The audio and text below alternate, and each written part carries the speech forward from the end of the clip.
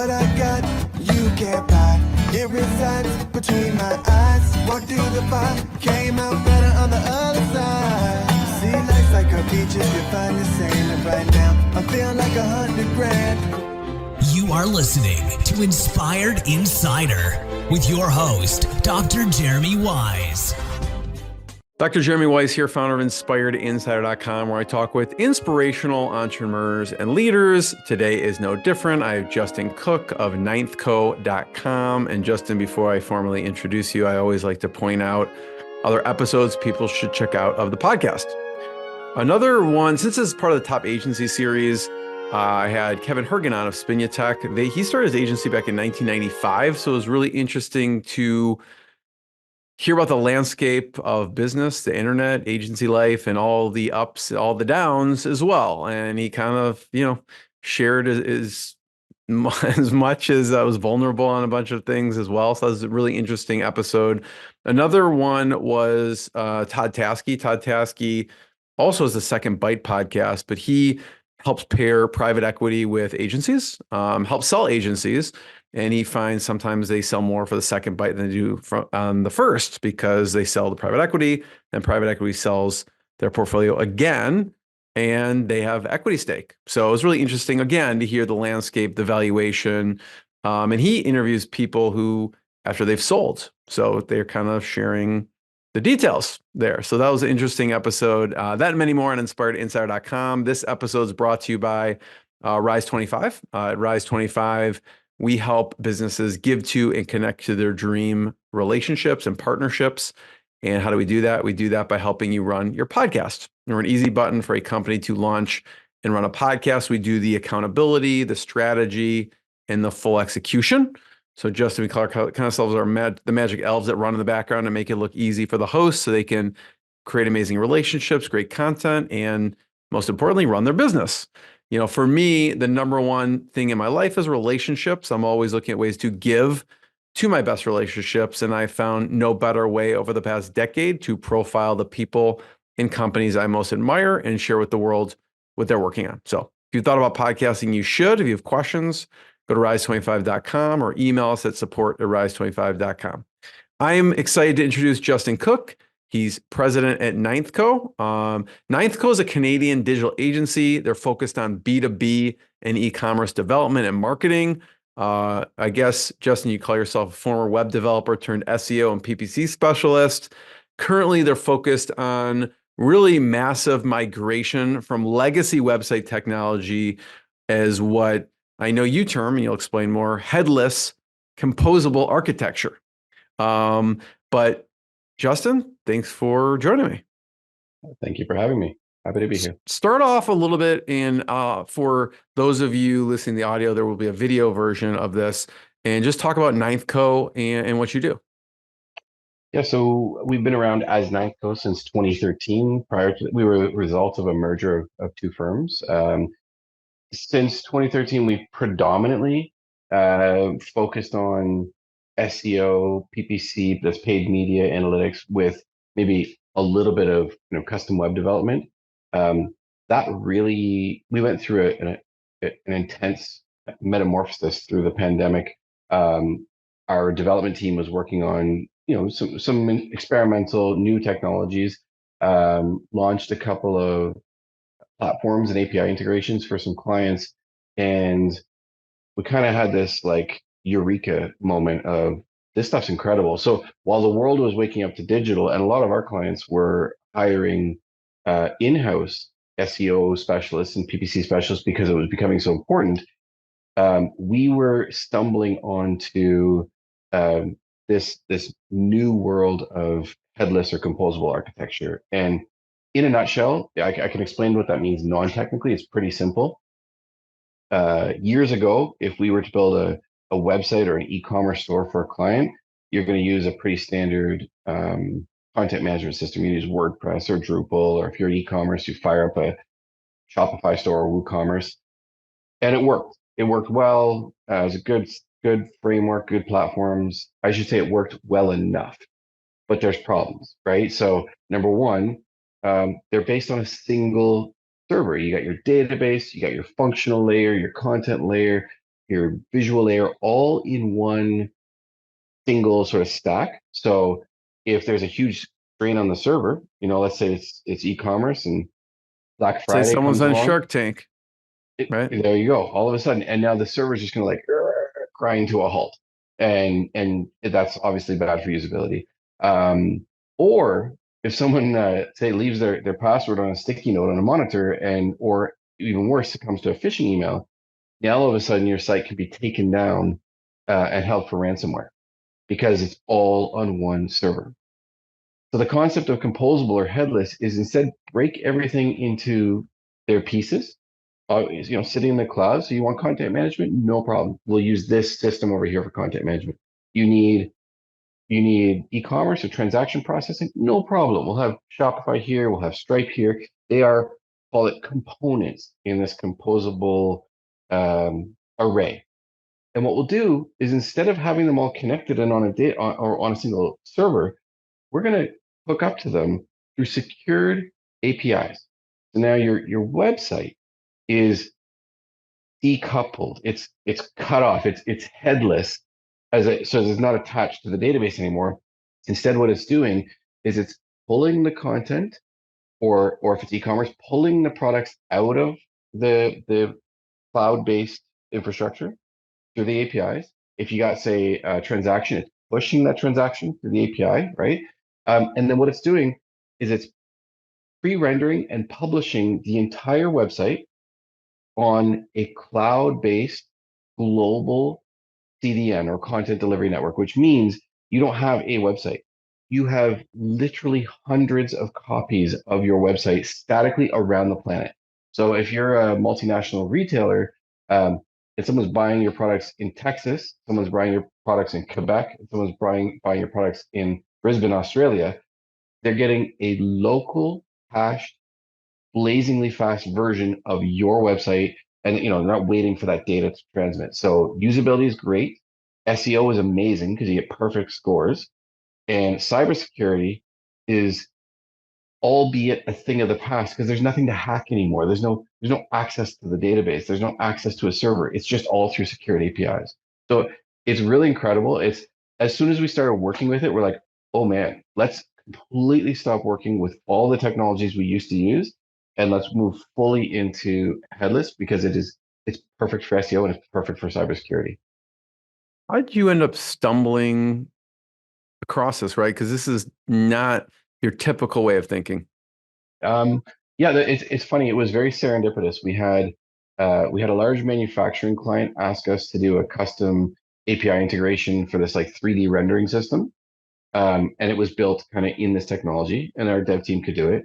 At the same time, we had a very large North American retailer that they sell into Canada and the US in the book space.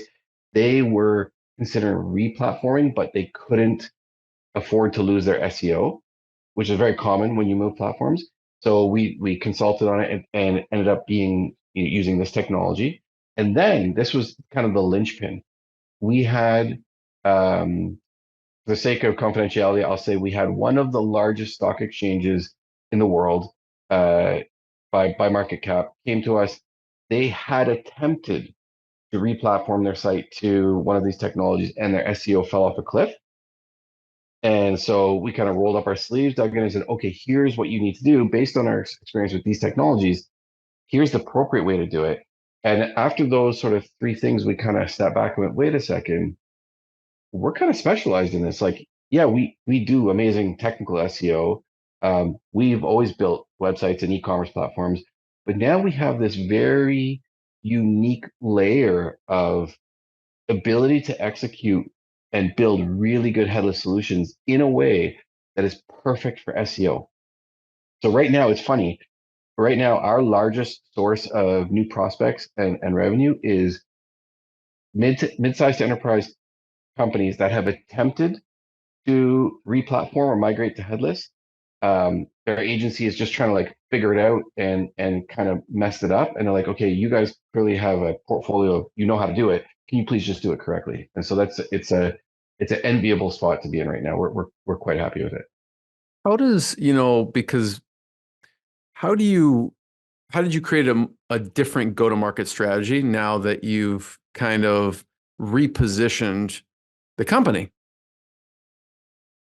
That is a really good question. How did we create a different go-to-market strategy? It almost created itself. It was because what happened was our go-to-market strategy previously was let's just do really good SEO, let's do award-winning websites, and we'll pick up clients by result of the work we do.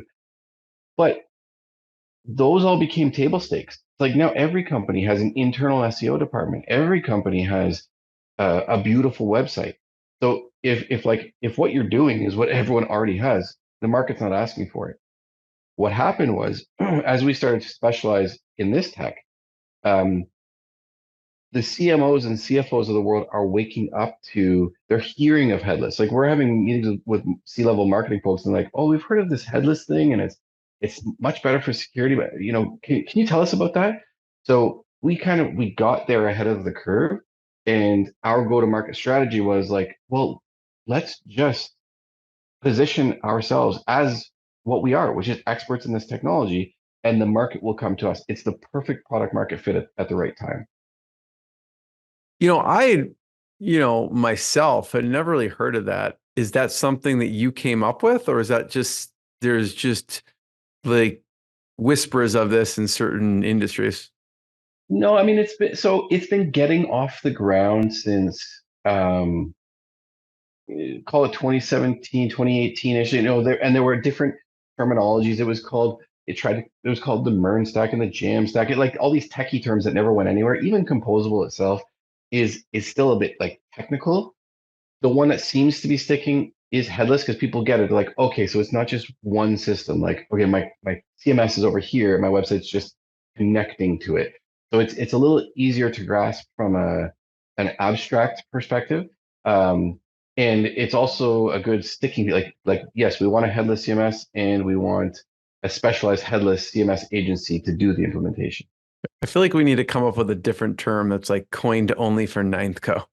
Like like not headless. Hell, I visualize as headless, and it's not a good visualization, but I get what you're saying there. So maybe at the end, someone can message us like what's a coin term that Ninth Coda could only use in regards to this headless. Maybe yours will catch on more. I don't know. I don't know. I mean, I like Like the API driven Kleenex and of headless or yeah, something. I don't yeah. know. Well, hey, if we that would be great. Um, Early on, talk about the merger for a second and some learnings there and why. So at the time, we were mainly an SEO PPC agency, and we kept running into the same problem, which is like, okay, we get in and we audit a company's website and we say, okay, fix these 10 things. And then the design and the development side, they're like, well, no, we can't do it. We want to do this. And so it was just this constant battle and all these false starts. And we're like, well, we need our own design development team internally so we can do the audit and we can make it work. And so we started working with another, basically a design agency here in Toronto as well. We saw eye to eye in terms of like producing quality work and not just like mass producing junk work. And so amalgamated the two firms after about a year of working together. And it worked very well in terms of having a fuller service offering. Um, Things I've learned, mergers are challenging. When you have a merger of equals, um, it's managing the merging of the cultures together, but then also the personalities of leadership have to really be in sync and get along. But when it works, it's a beautiful thing. Like I don't use the word synergy very often because I hate buzzwords, but the concept of synergy, which is like 1+1 = 3 or 1+1 = 7, like that's the beauty of a merger of like-minded individuals. What was the toughest part about merging?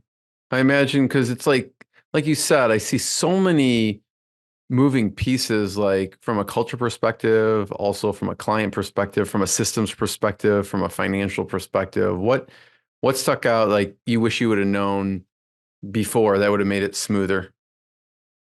Um, Speaking candidly, I think one of the most challenging things would be uh, my own emotional maturity. I mean, I was a young guy, and so when you're young and you're in business, you're just like, let's go, go, go, go, go, and that when you're working with partners, I'm a much more patient, much more understanding person now, and I going back in time, I kind of wish I was had the emotional maturity I'm only figuring out at this stage of my life.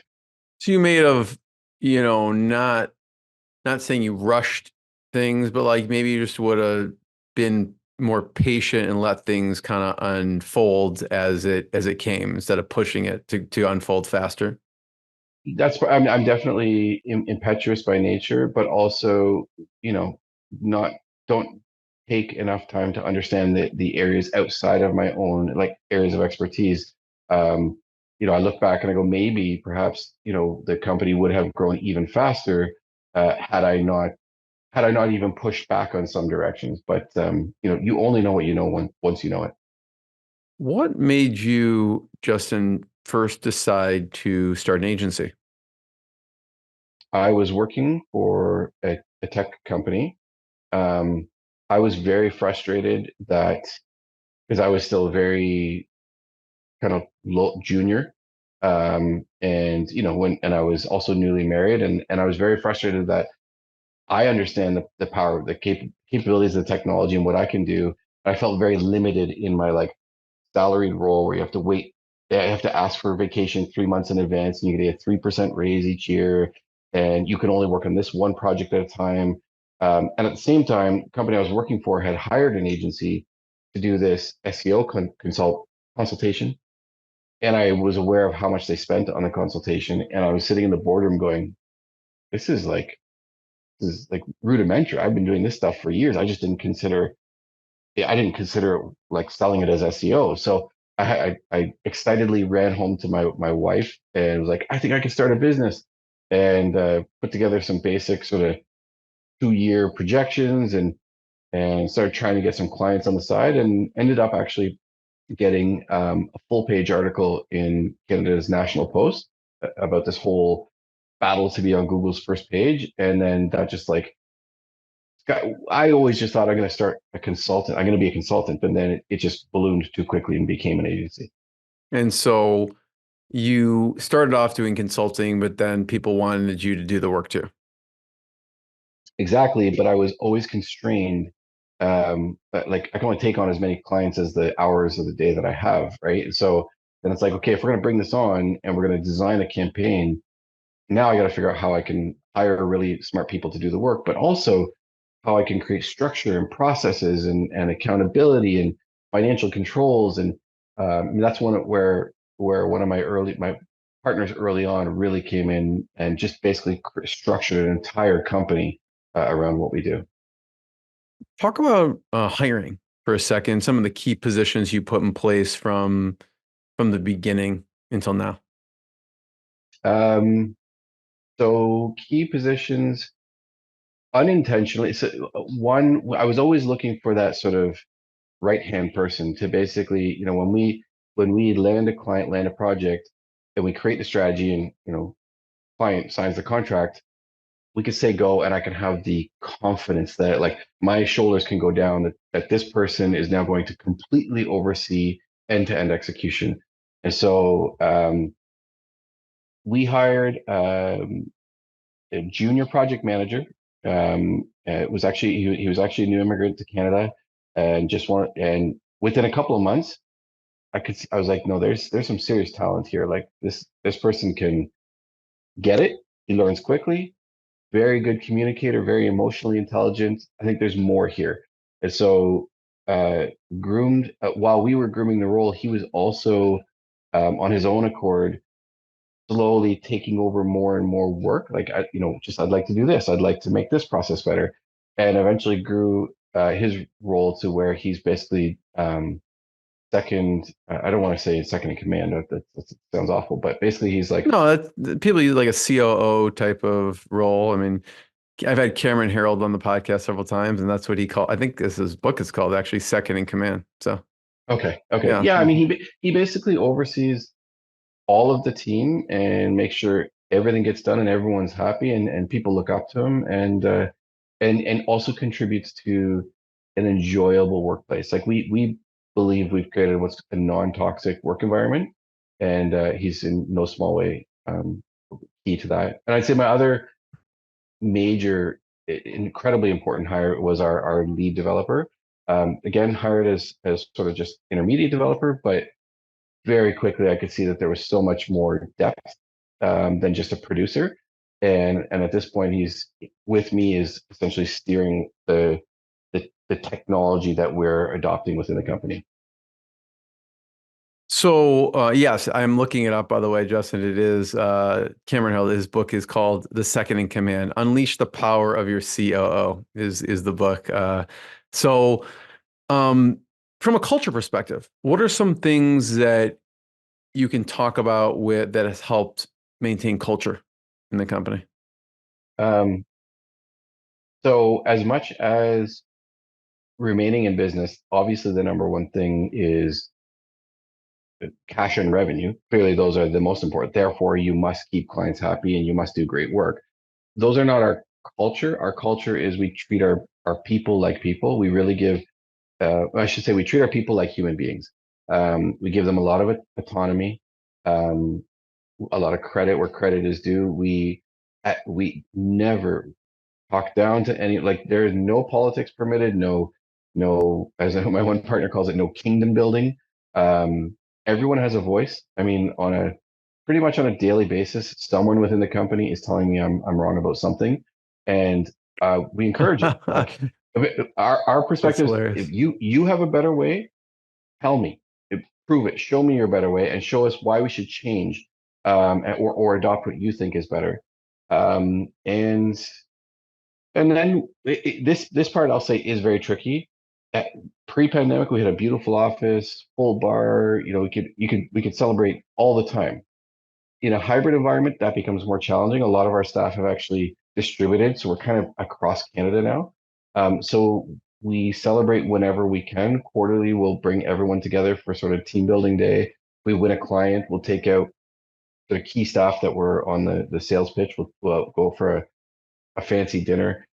We just try to, someone needs the morning off for a doctor's appointment. We're not like, oh, you make sure you block that time and like, okay, we trust people to do their work, and as a result, they live up to that trust. We launched a really big platform a couple of weeks ago, and I didn't even ask any of the staff to put in time over the weekend to make sure it went well.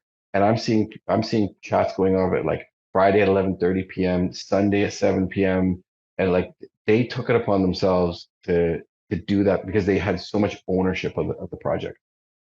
What has worked in the hiring process? And if you're watching the video, you see we're at the ninthco.com company page. I do have to ask, I don't know if there's a story behind either of these pictures. Justin, I think you guys are standing by some planes, maybe? I don't quite know what Yeah, that that's is. And what. there's another one where I don't know if there's a statue behind you, but any significance behind either of these pictures? Yeah, so this one here at the Plains, that's we actually got invited to our clients' annual big party for appreciation party for their clients, and it was on the SS something, like a big old battleship in Manhattan's waterfront. And so we were just up on the deck after uh, walking around, and just one of the security guards is like, "Hey, you mind if I take your picture?" So we're like, "Wow, that was a really good picture." So that's kind of iconic to our history. This one was at the AGO, that's the Art Gallery of Ontario. And every year we would do a full team photo. So this was like I wasn't behind the creative on this one, but there's something to do with the monoclad or monochrome I assume you guys dress. coordinated outfits and it wasn't random. You're wearing beige altogether Exactly. or something. Okay. Exactly. Yeah. It's like, that'd be really weird. Wow, we're wearing the same thing. Um, so from the hiring perspective, Mm. So what has worked really well? Um, what has worked, I can tell you first what hasn't worked really well. What hasn't worked really well, it was when we were growing and when some of these the tech in what we do was in kind of in development. SEO was a new thing, PPC was a new thing, even web development was fairly nascent. Is hiring scrappy, ambitious, or like, oh, I can do this kind of like shoot from the hip, but either didn't want to adhere to process, was more sort of entrepreneurial in nature. Doesn't really work well when you have to, get client work done by X date and it has to adhere to this, right?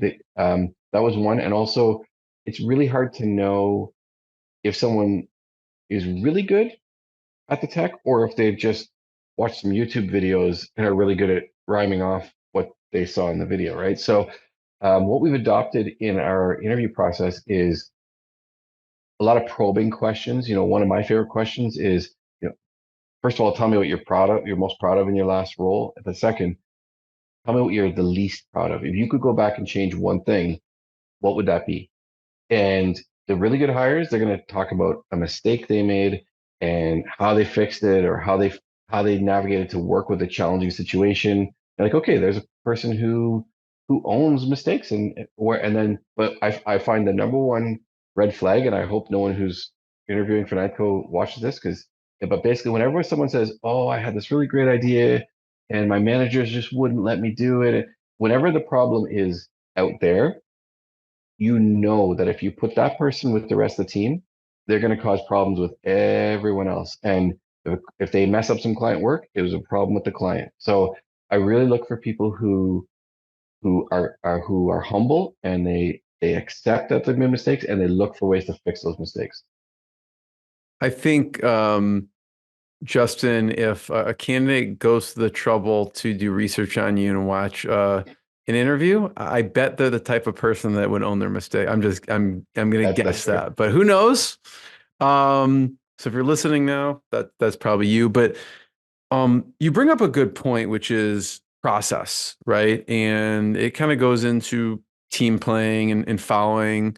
Even if you look at sports, and I'm in Chicago, from Chicago, and so looking at the Bulls and Phil Jackson, like they had a process, they had a methodology that, and even one of the best, arguably best basketball players in the ever, Michael Jordan, was in this process. So talk about your tech stack a little bit. How do you manage processes? Are there project management tools? Do you have software for SOPs? What's the tech stack look like?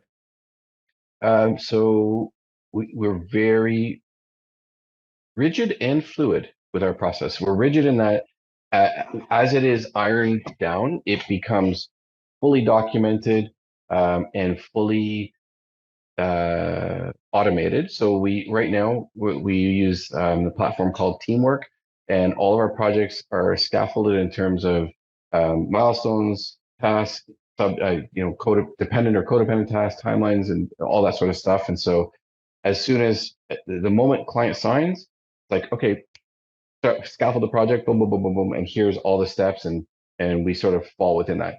That's the strict nature of our process. Where it's fluid is I keep, since the inception of the company, we've done this, and I'll keep this for wherever I work. Every single month, or sometimes even biweekly, we have management meetings with each sort of role or department, and it's an ongoing conversation of challenge the process.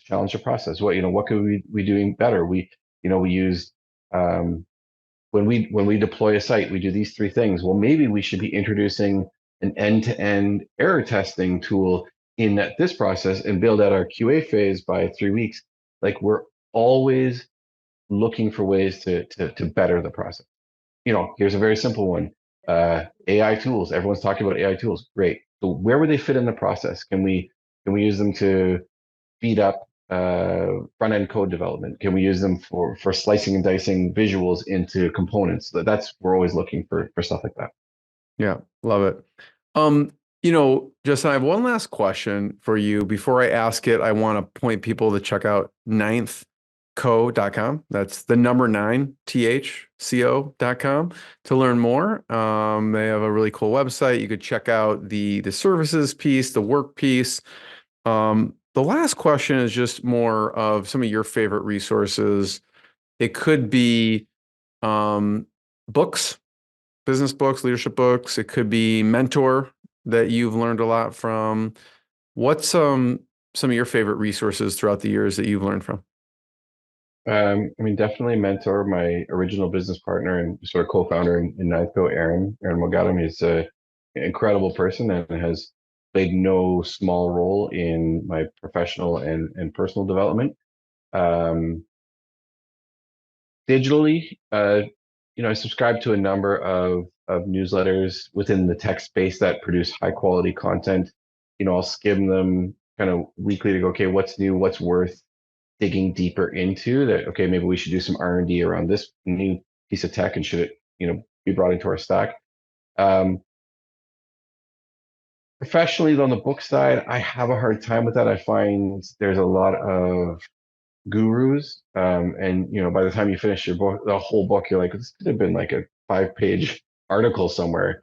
You somehow managed to turn it into a book, but I do love on the personal development or emotional intelligence. I love digging deeper there. So I just finished a book called "The Body Keeps the Score," and that's around the identification and treatment of PTSD, and a lot of it has to do with like how the mind works. I found that fascinating. But anything similar to like the 7 Habits of Highly Effective People, The Power of Now, emotional intelligence. I find the impact that has on understanding myself, managing my own stress, and how that translates to productivity, and also helping to buoy and build up the team, and even just navigating the challenges of communicating with clients, particularly over a virtual device. It's really helpful to have a fundamental understanding of like what makes people tick mentally and emotionally. Love it. Justin, I want to be the first one to thank you. Thanks for sharing your lesson, your journey. I really appreciate everyone. Check out ninthco.com, more episodes of the podcast. And Justin, thank you. And we'll see everyone next time. Thanks so much. What I got, you can't buy. It resides between my eyes. Walked through the fire, came out better on the other side. See, life's like a beach if you find the sailing right now. I'm feeling like $100 grand.